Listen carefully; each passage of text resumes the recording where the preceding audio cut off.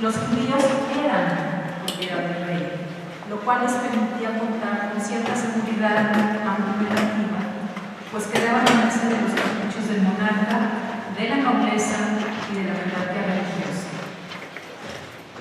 Las cosas empezaron a deteriorarse en el siglo XII debido a la imposición de recaudaciones adicionales a los impuestos vigentes, a la proliferación de un sentimiento antijudío a raíz de las cruzadas y al primer libelo de sangre. Recordemos que el libelo es una difamación.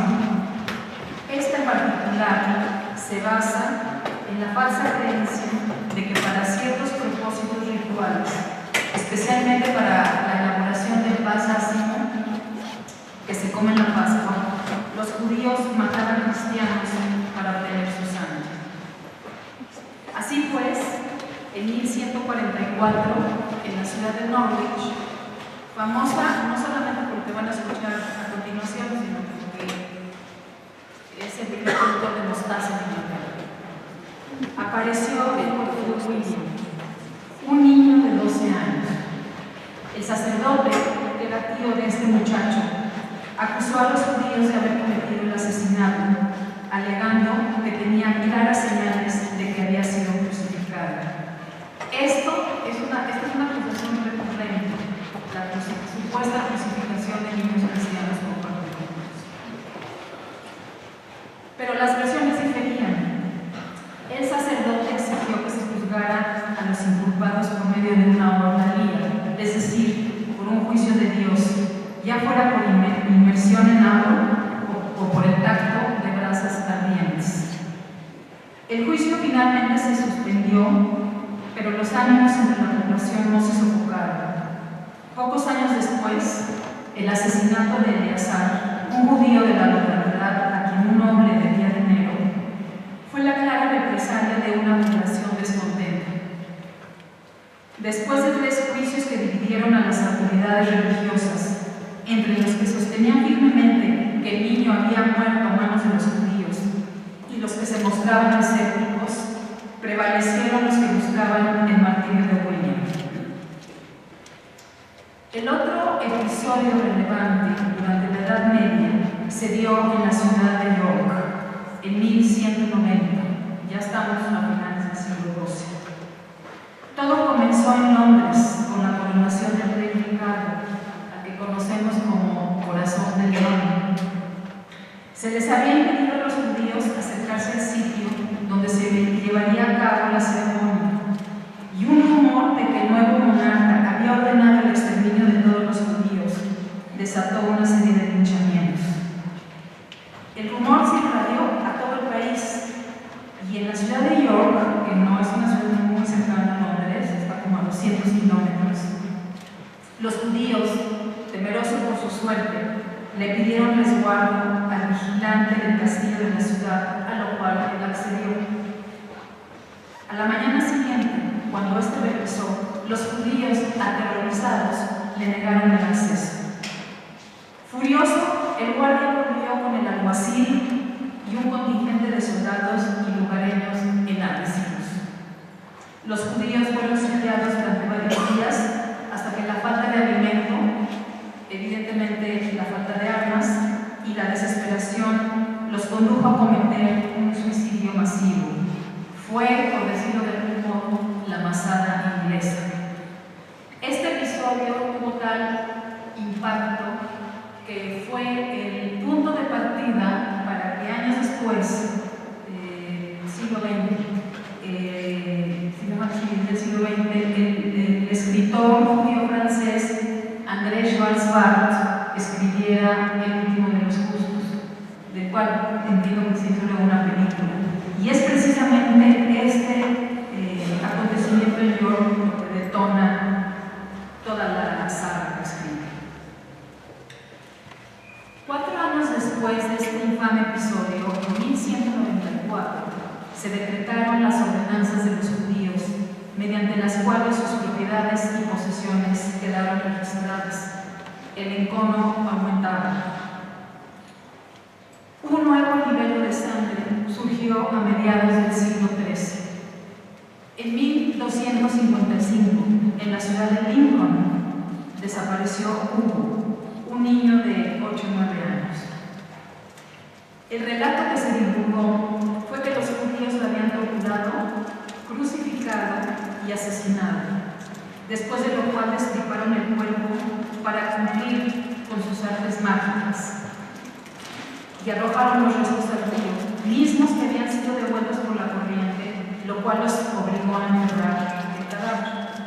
Pero a la mañana siguiente, según la leyenda, el cuerpo de este muchacho reapareció en la superficie de la tierra y los presuntos victimarios, temerosos de ser descubiertos, lo arrojaron a un pozo en el que después de unos días el cuerpo supuestamente apareció flotando.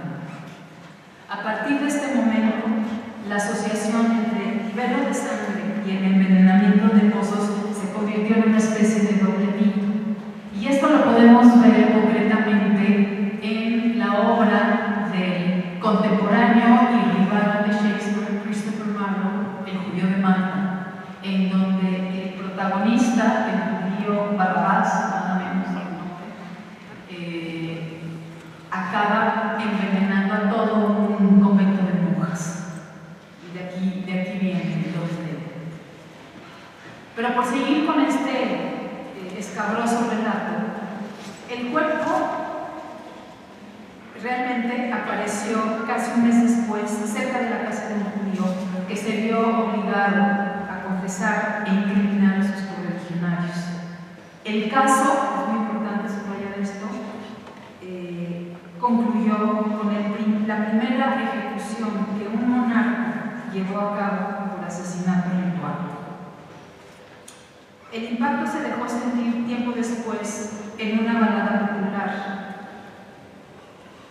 Ser Hugo o la hija del judío.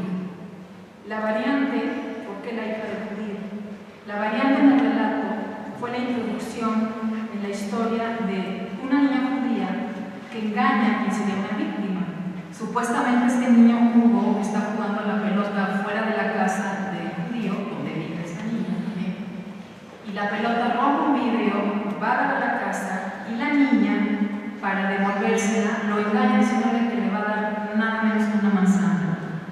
Y lo hace entrar a su casa y en realidad lo que sucede ahí es que lo destripa, lo mata, lo abre y lo destripa.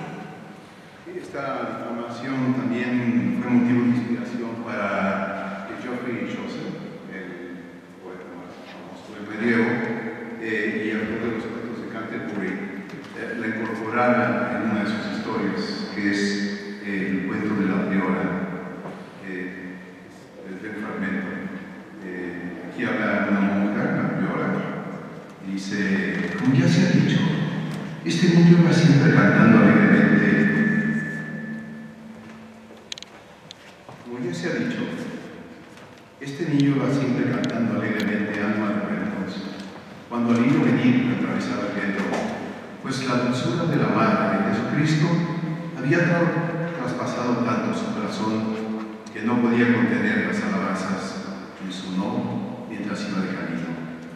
Pero nuestro primer enemigo, la serpiente de Satanás, que ha construido su nido de avispas en el corazón de cada judío, se encolerizó y gritó: oh pueblo judío, ¿os parece bien que un muchacho como este debe andar por donde le plazca mostrando su desprecio al cantar canciones que insultan vuestra fe?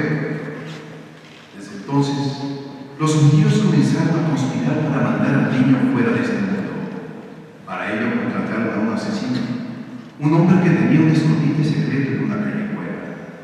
Cuando el muchachito pasó, este infame judío le agarró con fuerza, le cortó el cuello y lo arrojó dentro de un pozo seco.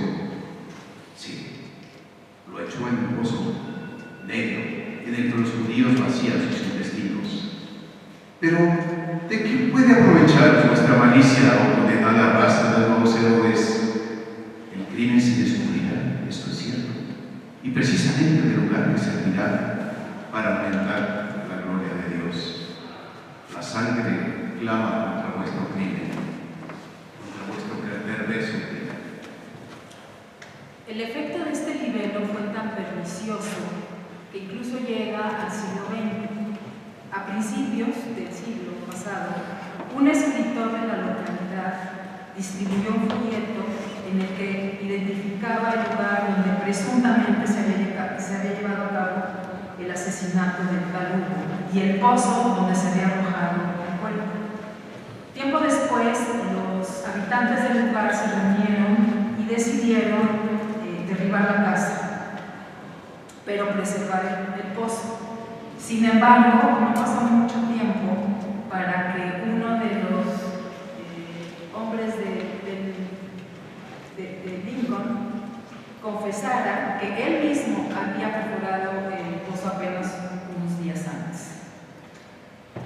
Vamos a detenernos un momentito para escuchar esa balada que, por cierto, ahora con las redes sociales la pueden encontrar en YouTube sin ningún problema. La balada de Sergio o la hija del judío. La situación empeoró para los judíos cuando Eduardo I, hijo de Enrique III, el monarca que mató a los inculpados en Lincoln, promulgó en 1975 el Estatuto de la Judería, según el cual los préstamos e hipotecas se volvieron actividades ilegales. Además, se cobraría un impuesto anual a todo judío desde los 12 años y se les obligaría a portar una insignia amarilla. Esto de la insignia no fue algo original, venía desde por lo menos 60 años antes, cuando en uno de los concilios de Letrán, que hubieron varios concilios organizados por la Iglesia, que se celebró en 1915, y es una fecha importante porque, curiosamente, 1915 es cuando Inglaterra firma su Carta Magna, que se supone que es el antecedente de todas las constituciones modernas. La vida económica de las comunidades judías en Inglaterra se vio considerablemente mermada hasta culminar en un empobrecimiento generalizado, y esto por haber limitado aún más las actividades productivas de los judíos. Se sumó el hecho de que para entonces habían sido desplazados como prestamistas por sus pares italianos. Los ingleses ya no necesitaban a los judíos para financiar sus proyectos. 3 años después, entre 1978 y 1979, hubo una serie de persecuciones por el delito de falsificación y recorte y fresado de monedas. En esta transgresión estuvieron involucrados judíos, sí, pero también cristianos, y lo que hacían era cortar la moneda para obtener el metal, o fresarla, es decir, tallar sus bordes, y con esto provocaron una terrible devaluación. Pero lo que hay que destacar en este sentido es que la mitad de los varones judíos de todo el país fue asesinada. Fue la mayor masacre de judíos en la historia de Inglaterra. A esto le siguieron una serie de expulsiones locales después de una petición de inmigración al rey que les fue rechazada, el rey Eduardo I. Adicionalmente, la presión de varios nobles endeudados con acreedores judíos, la insidiosa predicación de algunas órdenes religiosas, particularmente los franciscanos y dominicos, y la animosidad colectiva por la resistencia de los judíos a la conversión forzada contribuyeron a la exacerbación de las hostilidades. Pero lo que detonó la expulsión definitiva fue la resolución a la que llegó Eduardo I con el Parlamento después de 4 meses de negociaciones. A raíz de la insostenible situación financiera del país, a cambio de elevar impuestos, el rey tendría que expulsar a todos los judíos. Así fue como el 18 de julio de 1290, 9 de Av en el calendario hebreo, fecha en la que se conmemora una serie de desastres en la historia judía, es decir, 2 siglos antes, casi el segundo, de la expulsión de los judíos de España, Eduardo I proclamó el edicto de expulsión de los aproximadamente 2.000 o 2.500 judíos que aún permanecían en Inglaterra. en el lapso que va desde la fecha de expulsión hasta mediados del siglo XVI, cuando nace Shakespeare, un poco más de 300 años después. Porque aunque los judíos fueron readmitidos oficialmente en 1655 bajo el gobierno de Oliver Cromwell, esto es casi 40 años después de la muerte de Shakespeare, recordemos que muere en el 1616, lo cierto es que empezaron a regresar a Inglaterra casi inmediatamente después de la expulsión y en mayores cantidades durante los años de la dinastía Tudor. Sabemos, por ejemplo, que previamente a la separación de su primera esposa, Catalina de Aragón, Enrique VIII solicitó el consejo de un grupo de judíos, entre los que se contaba el veneciano Marco Rafael. La propia reina, Catalina y su hija, la que pasaría a la historia como Bloody Mary, fueron madrinas de bautismo de dos judíos. Shakespeare vive, no lo olvidemos, durante la monarquía de la hija de Enrique VIII, Isabel I, la última Tudor, y de Jacobo I, quien inaugura la dinastía de los Estuardos. Pero más allá del dato histórico, que es irrelevante, lo que es importante subrayar es que es un periodo de muchas convulsiones religiosas. Enrique VIII, recordemos, rompe con la Iglesia Católica, funda la Iglesia Anglicana, de la cual él es jefe, y una vez que muere su hijo Eduardo VI, vivió muy poco tiempo y reinó muy poco tiempo, unos 5 años, murió muy joven, exacerbó las medidas de su padre.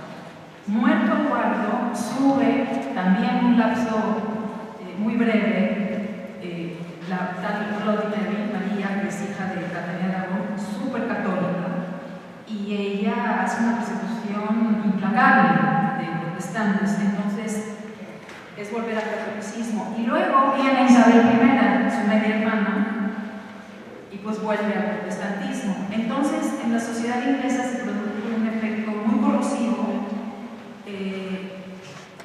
que tenía que ver con toda la sospecha respecto a la identidad religiosa del otro. Aunque estamos en el Renacimiento, la beta religiosa no deja de tener importancia. Es diferente a la Edad Media, pero sigue siendo una influencia decisiva en la identidad de las personas y de las comunidades. Y por eso era importante saber de qué manera distinguir a un católico de un protestante y a un protestante de un judío. Para entonces, la Inglaterra de Shakespeare, Inglaterra contaba con 4 millones de habitantes. Solo en Londres había entre 150 y 200.000 personas. Y dentro de ellos, un número aproximado de 10.000 extranjeros, es decir, habían franceses, italianos, suizos, daneses, holandeses, etc., y judíos. Apenas unos 200 judíos, no más. Pero lo importante es que practicaban su vida como tales clandestinamente. Conocemos de ellos por los registros de la Inquisición en Italia, Portugal y en España. Como el caso del testimonio de Gaspar López ante los inquisidores, en que dejó asentado que en Londres conocía a Albert López, quien en su casa tenía una sinagoga y vivía de manera hebrea y secreta. Esta es la redacción del escribano. A esta sinagoga iban solo un día, el Shabbat, día que acudían a la casa de Albert otros falsos cristianos que ascendían a unos 20, entre los que vio a Diego de la Roya y su esposa, Enrico de Tobar y su esposa, Jorge Díez, González de Capra y su esposa, Pedro, su hijo y su esposa, Antonio de la Roya, Ana Pinta y Rodrigo Pinto, su hermano, y otros de nombres cuyos nombres no sabe a la fecha. Y que es verdad que siempre que un falso cristiano refugiado proveniente de Portugal para ir a Inglaterra y Flandes y de ahí a Turquía o a algún otro lado para poder conducir su vida con judíos, vienen a casa del mencionado Albert, quien les ayuda a ir a donde quieran por este día. De entre los judíos conversos, quisiera destacar a 2. El doctor Rodrigo López, de origen portugués, quien fuera médico de la reina Isabel y que fue ejecutado públicamente en 1594 por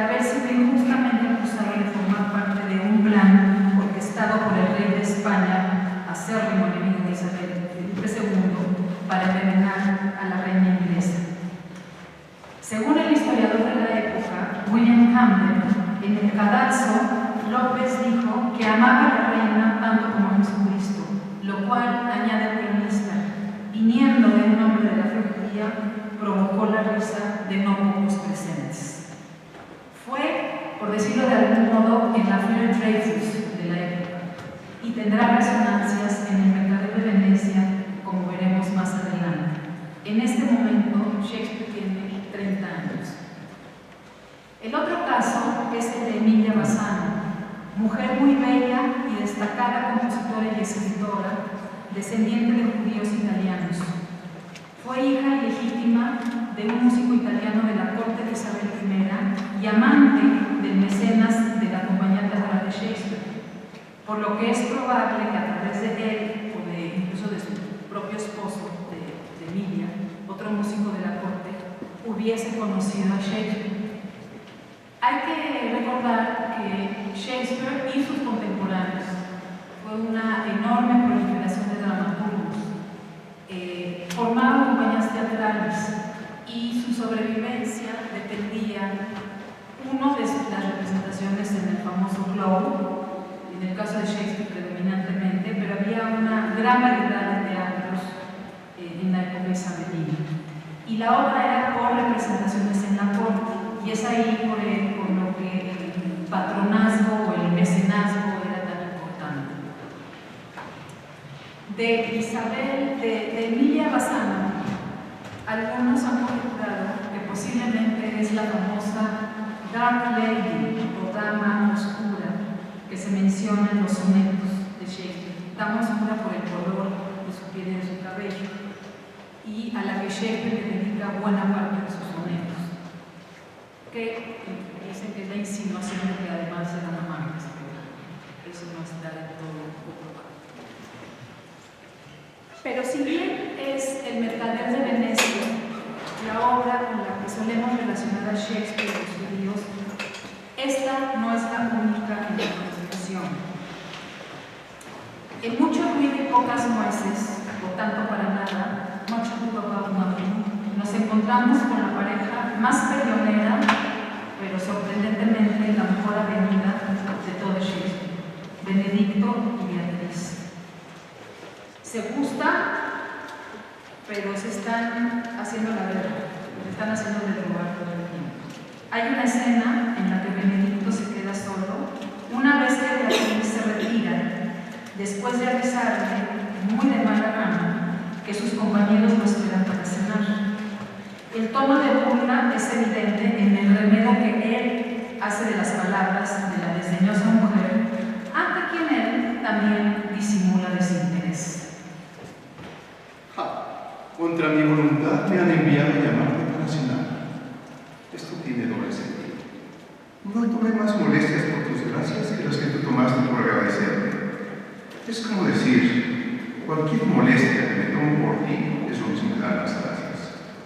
Si no me compadezco de ella, soy un judío. Si no la amo, un judío. En Los dos caballeros de Verona, Lanza, el sirviente de Proteo, aparece con Crab, su perro, el único perro que aparece en todo Shakespeare, al que reprocha su insensibilidad en un monólogo cómico por no mostrar aflicción alguna ante su inminente partida que lo obligará a abandonar a su familia. Es una piedra, un verdadero pedernal, y no hay en él más compasión que un perro. Hasta un judío habría llorado al ver nuestra partida. Y en la misma obra, un poco más adelante, Lanza y Relámpago, el sirviente de Valentín, el otro caballero de Verona, conversan sobre lo que opinan acerca de los amoríos de sus respectivos amos. Lanza le dice a Relámpago: Pues te digo que tanto me das echar chicharra de amor. Si quieres, vienes conmigo a la taberna. Si no, eres un hebreo, un judío y no mereces llamarte cristiano. ¿Por qué? Porque no tienes bastante caridad de parranda con un cristiano. ¿Dirás? En Ricardo II, Las últimas palabras de Juan de Gante son un elogio a Inglaterra. El moribundo anciano le recrimina a su sobrino, el rey Ricardo, el desgobierno que desembocará en la ruina de su país. Judea es el término que las traducciones le han dado a Jewry, denominación que también aparece en otras obras como Antonio y Cleopatra, Enrique V y las alegres comadres de Windsor. Escuchemos a Juan de Gante, el conde de Lancaster. Este lugar bendito, reino y patria nuestra, matriz fecunda y de madre de reyes poderosos por su origen, temibles por su temple, famosos por los servicios que en tan lejanas tierras prestaron a la fe y a la caballería, como es el sepulcro que en la terca Judea guardó al Redentor del mundo, al Hijo de María.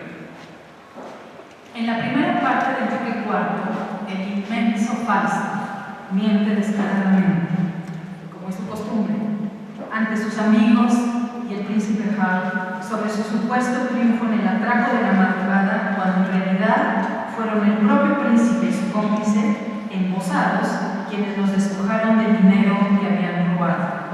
Cuando uno de sus secuaces lo corrige, Falstaff le revive. Silencio, canalla. Los mañatamos a todos, del primero al último. Y si miento, soy un judío.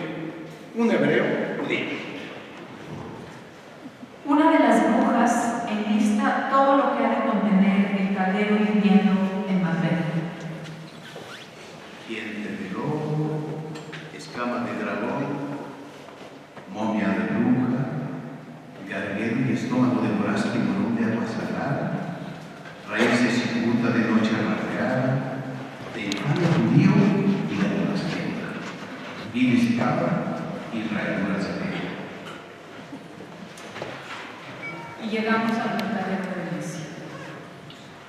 El Mercader de Venecia es una obra inquietante, una comedia incómoda. Según algunos, después de Hamlet, es la más frecuentemente llevada a los escenarios. Los temas que aborda son muy tan vigentes como cuando fue escrita. Los inflexibles tratos en el mundo de los negocios, las dificultades del amor y los conflictos religiosos. Para Shakespeare, Venecia, por la que los ingleses sentían una particular admiración, tanto por su riqueza artística como por la dinámica actividad comercial y financiera, acaba siendo un eficaz reemplazo de Londres.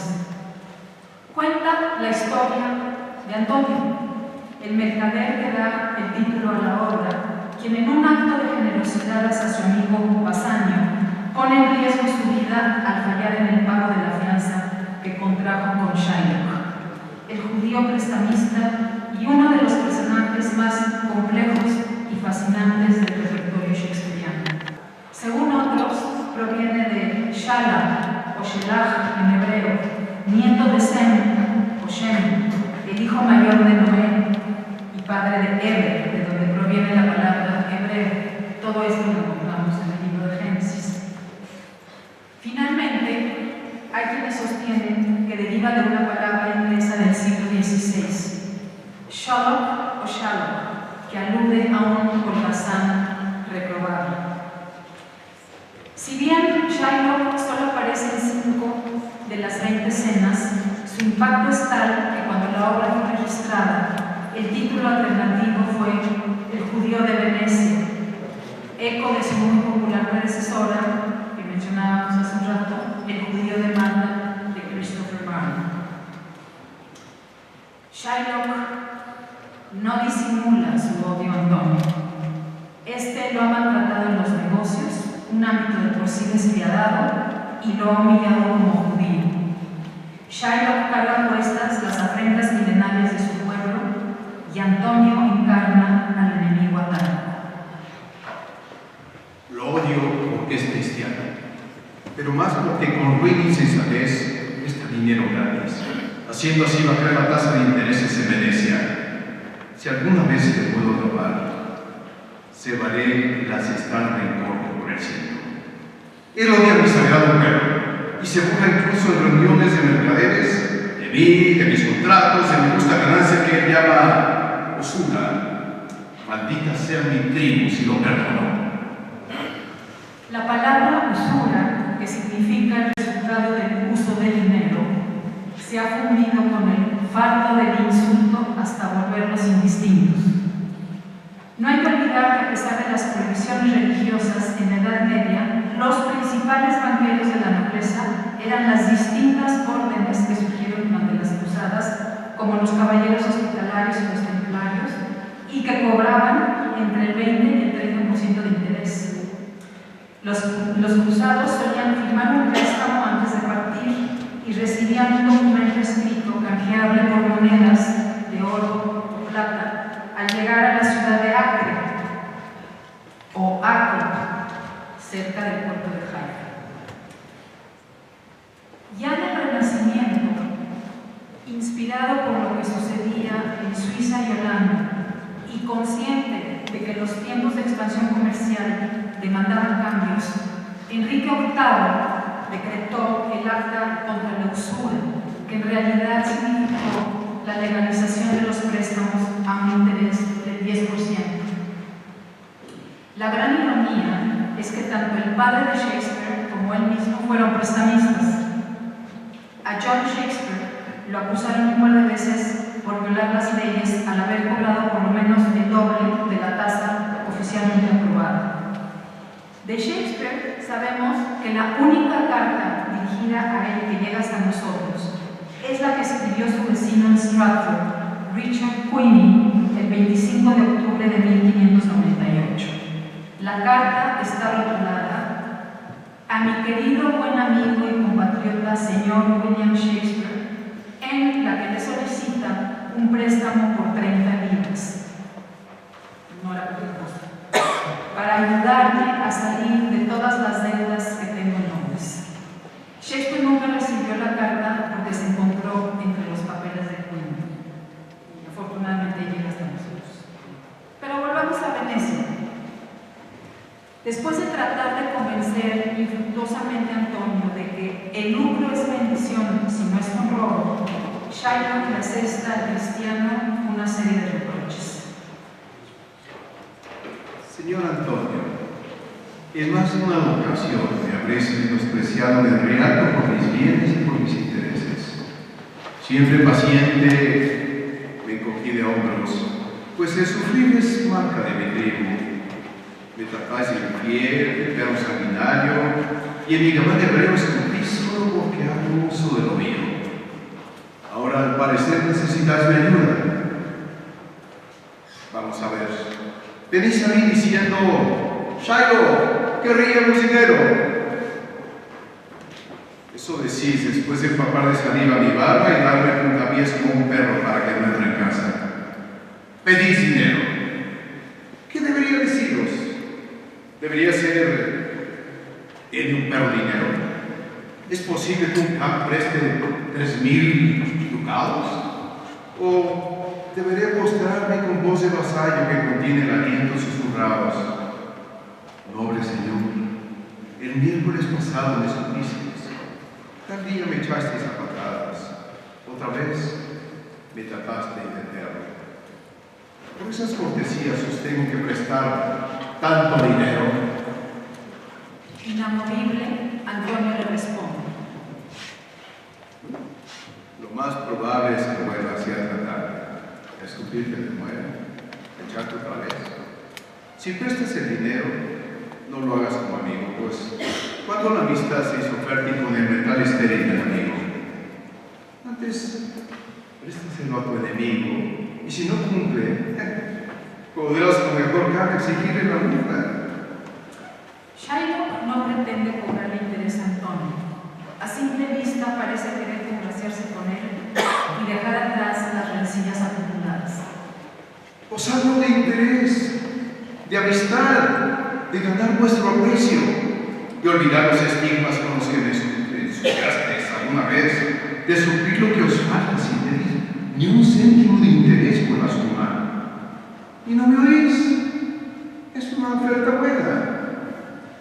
O quizá el ofrecimiento que Shylock le hace al mercader es por hacer un chiste, a merry sport, el original, un juego que se tornará funesto. Vayamos al notario y poner nuestro aval, un pagar sencillo y por hacer un chiste, si no me devolvéis el día preciso y en el lugar preciso la suma o las sumas estipuladas, el desquite ha de ser una libra exacta de vuestra blanca carne, que podrá ser cortada de la parte del cuerpo que más me plazca. En este momento, no sabemos a qué parte del noble cuerpo de Antonio se refiere Shaila. No es difícil suponer que un espectador de la época haría el enlace con la circuncisión del prepucio y por lo tanto con el área de los genitales. Además, flesh en el siglo XVI significa pene. Pero lo sabremos hasta la escena del juicio, cuando Shylock se apresa a cortar la libra de carne cerca del corazón de Antonio.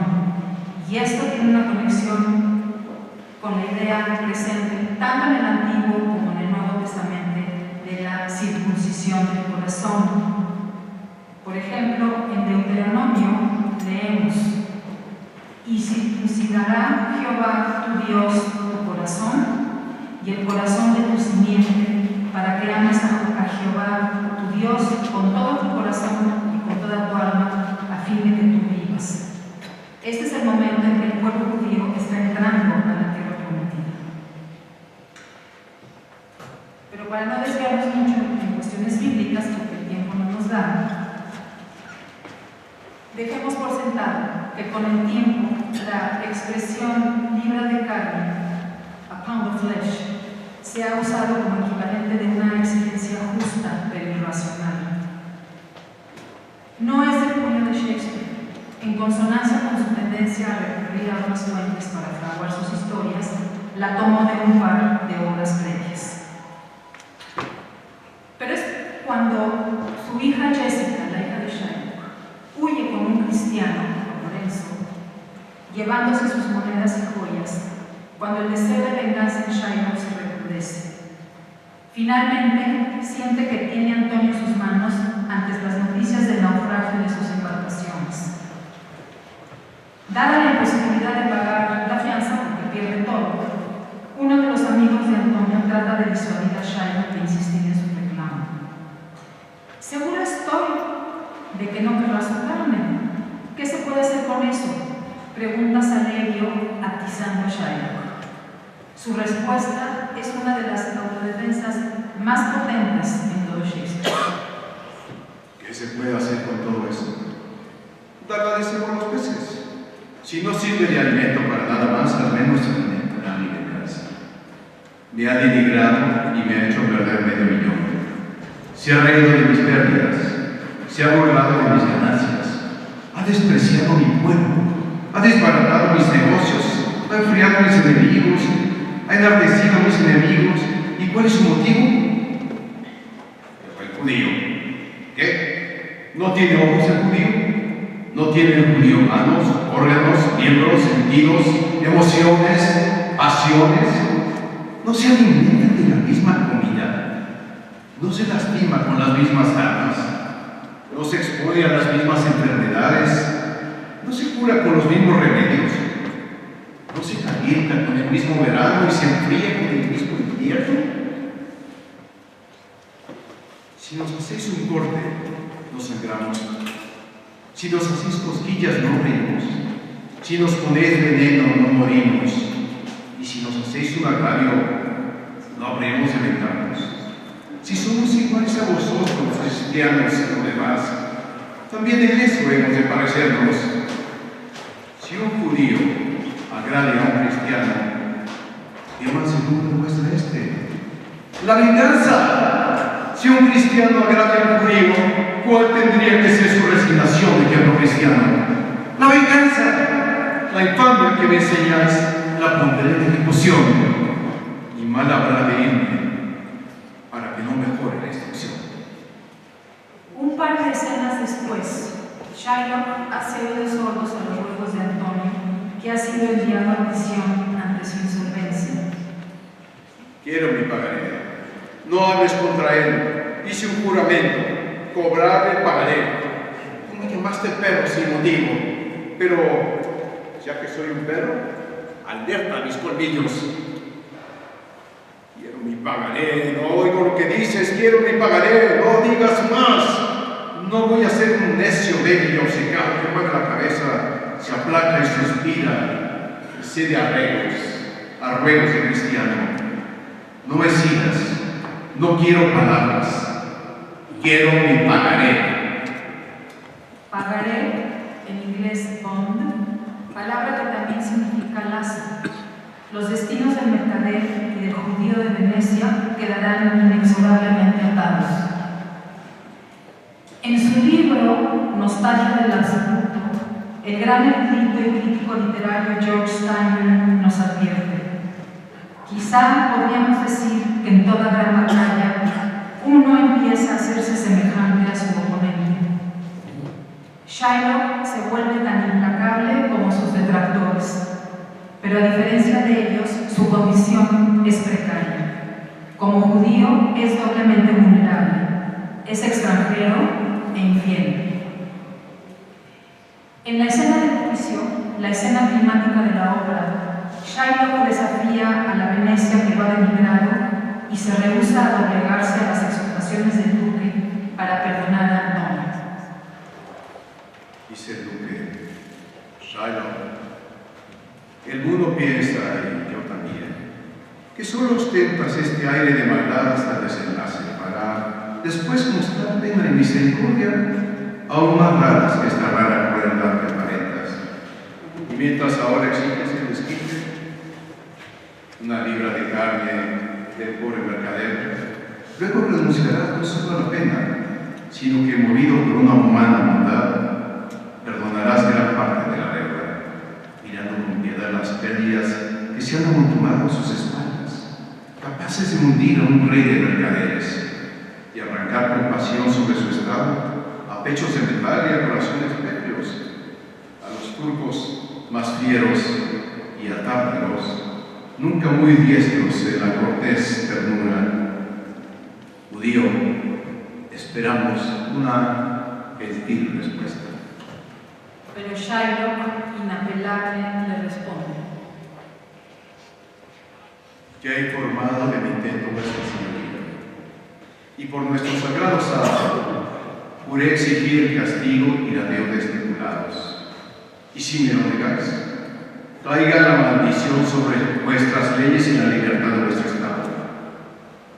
Me preguntaréis por qué prefiero recibir una libra de carroña y no 3,000 ducados. Solo responderé que tal es mi capricho. Está respondido así. ¿Qué pasa si una rata turba a mi hogar y yo quiero gastar 10,000 ducados en suprimirla? ¿Os gusta la respuesta?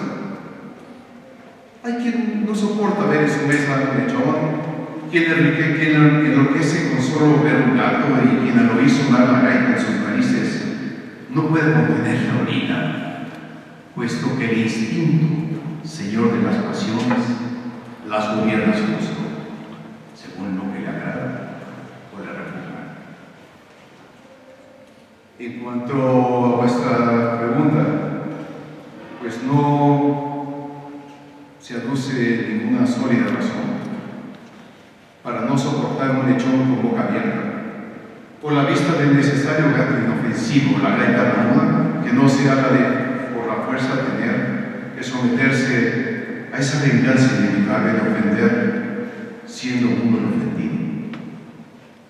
Del mismo modo, no hay razón que no pueda dar, ni quiero dar, si no es mi odio arraigado y el desprecio que siento contra Antonio, que me hace seguir este ruinoso pleito contra él.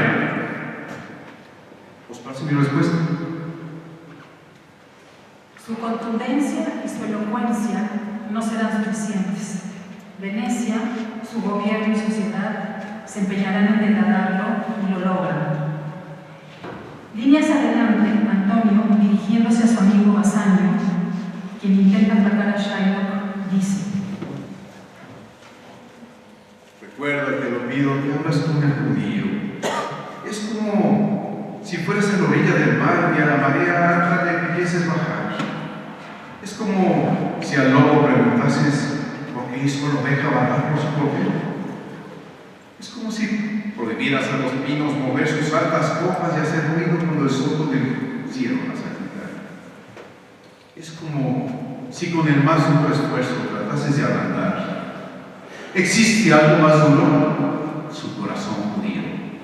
Por tanto, te ruego, no me hagas más ofertas de los otros medios, sino que con la máxima brevedad y sencillez tenga yo mi juicio y el judío lo suyo. Shylock es su propio abogado. Antonio lo acompañan otros venecianos.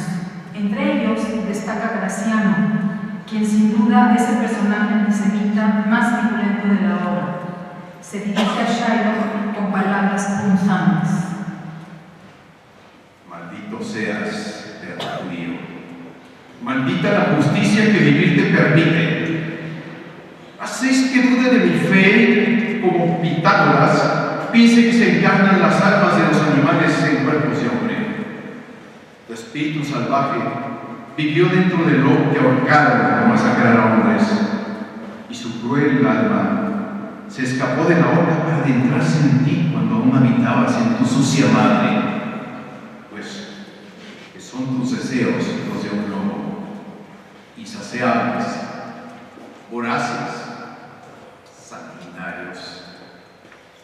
Los pitagóricos creían en la transmigración de las almas, de ahí la mención que hace Graciano, según el cual en Shylock habita un alma lobuna.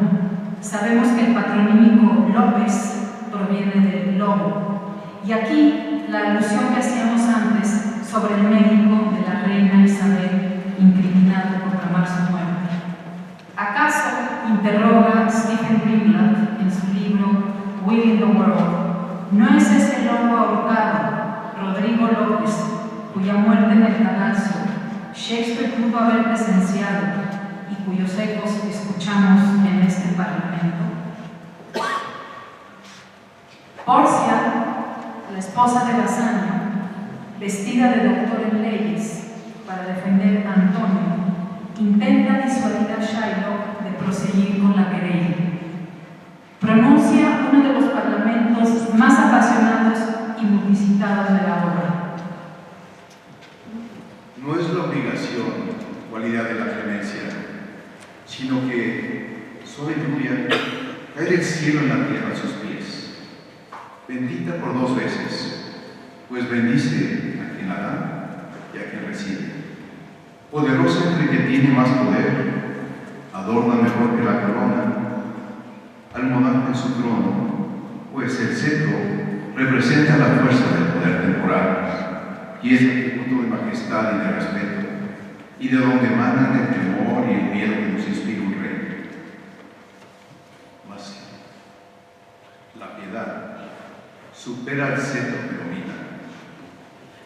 En el corazón del rey tiene su trono, atributo es de Dios mismo, y más al suyo se parece el poder terrenal si la piedad modera la justicia. Así pues, Leo, aunque justicia sea lo que reclamas, considera que a ninguno de nosotros bastaría la justicia para salvarse. Todos te suplicamos la piedad, y es la súplica misma la que nos enseña a practicar. Si hablo tanto es para mitigar el veredicto de lo que reclamas, mas si persistes, la severa corte de Venecia necesariamente deberá tomar contra este mercader. El problema es que la indulgencia que le piden a Shylock no se la concede. Porcia se apega a la literalidad del contrato. Sí tiene derecho a una libra de carne, pero no a una sola gota de sangre. La improcedencia de la acción es la derrota de Shylock.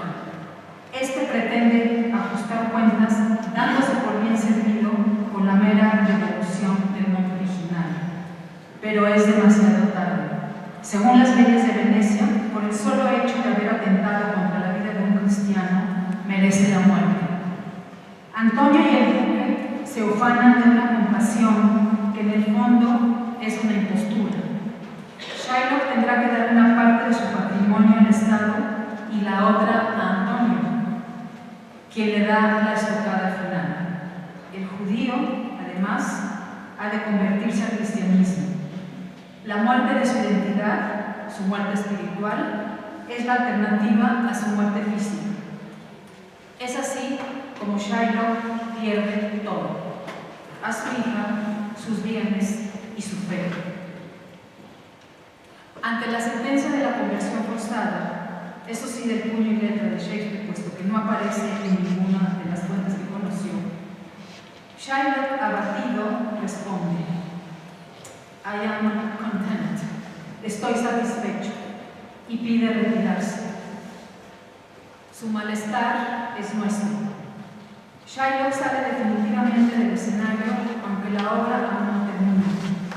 Nos aguardan 3 bodas, lo que hace que esta obra sea considerada una comedia. Pero el final en los jardines de Belmonte no basta para aliviar el doloroso desenlace de Shylock. Y la pregunta obligada: ¿es El mercader de Venecia una obra antisemita? Me parece que no.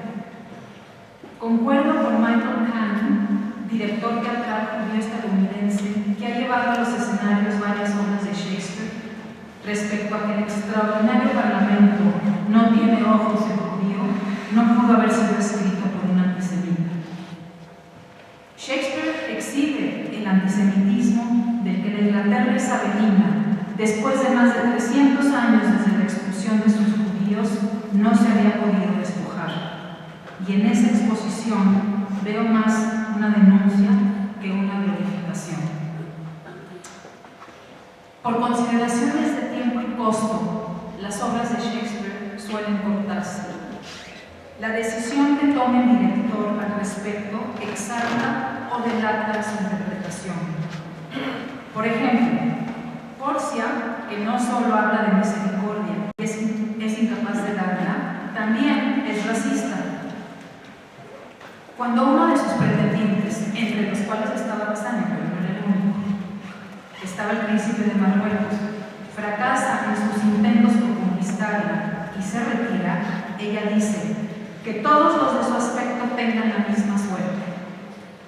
Mantener o suprimir esta línea, esta breve línea, puede hacer toda la diferencia en nuestra apreciación del personaje. Y es precisamente con Shylock, el extranjero que puede señalar a la Venecia farisaica, el medio a través del cual Shakespeare critica a la Inglaterra, que en plena consolidación de su poder imperial iba a África en busca de esclavos. Hay entre vosotros muchos a quienes compráis como esclavos, a quienes como asnos, perros, mulas, haces trabajar en las tareas más serviles y abrientes, solo porque habéis pagado por ellos. ¿He de ser yo quien diga que los dejéis en libertad? ¿Que los caséis con vuestras hijas?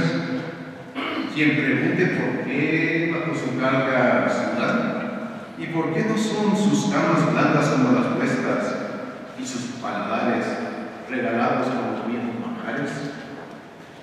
Vosotros respondéis: los esclavos os pertenecen. Fue hasta principios del siglo XIX cuando el actor Edmund Kean humanizó a Shylock. Ya no era el hombre encorvado de nariz ganchuda, desaliñado y repugnante de las versiones anteriores, sino un hombre que despertaba compasión por el trato injusto que una sociedad intolerante e hipócrita había ejercido contra él. Para el nazismo, la obra fue una herramienta de propaganda. El énfasis era flexible. Shylock era un desalmado usurero, un repulsivo villano con intenciones asesinas. Solo en 1933, el año en que Hitler fue nombrado canciller, la obra se montó 86 veces y fue transmitida por radio. Las escenas de Jessica y Lorenzo, la judía y el cristiano, se suprimieron o alteraron. Un crítico vociferó orgulloso que se trataba de la postura de Shakespeare a favor de la pureza racial. guerra, la interpretación del reconocido actor alemán Werner Krauss cimbró el escenario. Su Shylock era un judío enloquecido. Los movimientos de sus manos fingían ser garras. Rezongaba y berreaba de un lado a otro, escupiendo y pateando enfurecidamente. En 1948, al comenzar el proceso de desnazificación, Krauss compareció ante un tribunal en Stuttgart en el que se le acusaba por su producción tan perturbadora. Él se defendió diciendo que solo seguía órdenes.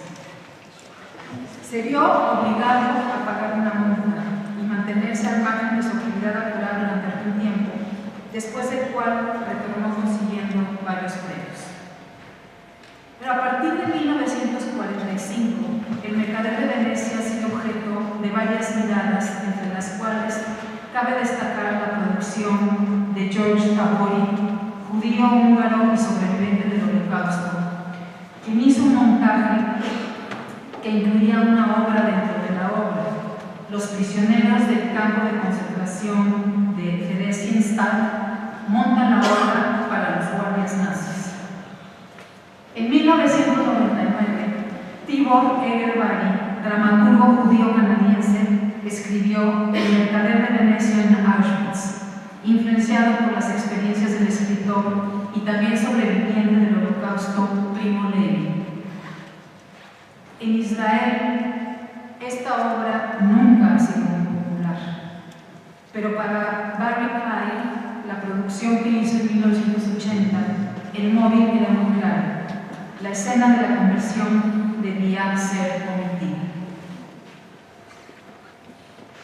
Dentro del enorme caudal de versiones, vale la pena destacar la adaptación que hizo Julia Pascal, dramaturga y directora teatral judía inglesa, en el año 2006. Sara, la protagonista, visita el gueto judío en Venecia, que por cierto el año pasado se cumplieron 500 años de su fundación. Y casualmente se entera que se está llevando a cabo una producción del mercader de Venecia. Las escenas de la obra se intercalan con las de esta nueva historia. La actriz que interpretó a Sara fue la actriz británica nacida en Polonia, Ruth Bosman, que de niña huyó del gueto de Varsovia. A los 12 años se escondió con una tía, haciéndose pasar por católica. Sus padres murieron en Guernica y Ruth pasó los últimos meses de la guerra trabajando como esclava. La liberación llegó cuando los aliados bombardearon el tren repleto y cuyo destino era Auschwitz. Dice Julia Pascal. Ubiqué a Ruth en el centro del escenario. Observa un grupo de actores ensayando el vestuario en el gueto de Venecia de hoy. Interactúa con Jessica, la hija de Shylock, y durante el romance de las escenas poéticas de los cofres, revela un momento terrible de amenaza sexual cuando estuvo escondida. Pero lo más importante es cómo una sobreviviente del Holocausto está viendo el mercader de Venecia. En el libro Shakespeare, la invención de lo humano, el crítico literario Harold Bloom dice que habría sido mejor para los judíos que Shakespeare, a quien por cierto considera su Dios mortal, no hubiese escrito esta obra. Julia Pascal no coincide. La adaptación y dirección de este trabajo significa para mí la culminación de años pensando sobre Shylock, los judíos de Inglaterra. Mi abuelo fue un prestamista fracasado en Berlín. Mi padre, cuyos primos fueron asesinados en la Lituania católica, sentía gratitud hacia Inglaterra por la libertad que ofreció. Cuando cursé literatura inglesa en la Universidad de Londres, me quedé estupefacto al descubrir que esta Inglaterra, que había cobijado a mis abuelos refugiados, también poseía una herencia literaria veteada con antisemitismo. Lo descubrí en Chaucer, Thomas Nash, T.S. Eliot, el Macbeth de Shakespeare, en Dickens y en otros lados. Me hizo reflexionar sobre cómo conectarlo con la identidad inglesa y judía. Parada en el gueto de Venecia hace un año, me di cuenta que la respuesta yace en este texto. En el espacio vacío del gueto, sentí la presencia de los fantasmas de la Inquisición, de la Italia de Mussolini y, sobre todo, de esos judíos que llenaron la imaginación de Shakespeare. Estar allí me hizo decidir permitirle a mi cultura judía confrontar a mi cultura inglesa. Cuando Shylock conozca a Sarah, sé que el círculo estará completo. Fuera de los escenarios y de la pantalla, la resonancia de esta obra perdura hasta nuestros días. En 2014, el entonces vicepresidente Joe Biden se tuvo que disculpar por haberse referido como Shylocks a ciertos proveedores de servicios financieros que abusaron de sus clientes, entre ellos algunos miembros del servicio militar. Se oyó como una parodia de los años inmediatos al fin de la Primera Guerra Mundial, cuando al solicitar el pago de la deuda por gastos militares a los Estados Unidos se les designó burlonamente como tío Shylock. Desde las puestas en escena en la corte del rey Jacobo I en 1605, hasta el Shylock de Jacob Adler en Broadway, que habla en Yiddish, muchos han abrevado de la riqueza de estas criaturas shakespearianas. Vuelvo a las esclarecedoras palabras de nuestro abogado Anthony Julius sobre Shakespeare. Es un maestro al volver convincente distintas voces. Su don principal fue su experiencia como actor. Nos ofrece una educación humanista, no un sermón moral. Su genio radica en su mente abierta, su inmunidad frente al sesgo, su capacidad de ver ambos lados de una cuestión y entender de igual manera a todos. Pero las palabras de nuestro William son insuperables. Cuando Hamlet habla con los actores que llegan a Exeter para montar una obra, les da una serie de consejos. Les recuerda, nos recuerda, cuál es el propósito de su oficio, mismo que el príncipe danés disfruta y admira tanto.